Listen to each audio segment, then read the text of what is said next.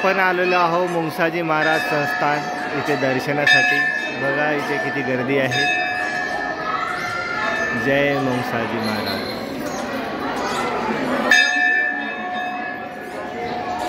धामणगाव तालुका दारवा जिल्हा यवतमाळ येथील हे संस्थान आहे।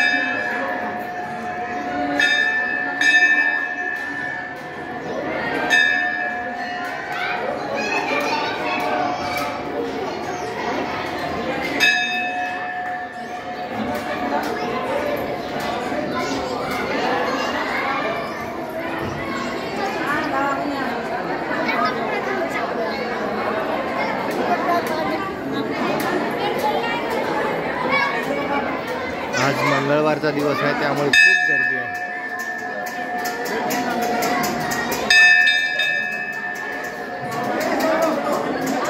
हे समाधी स्थळ आहे।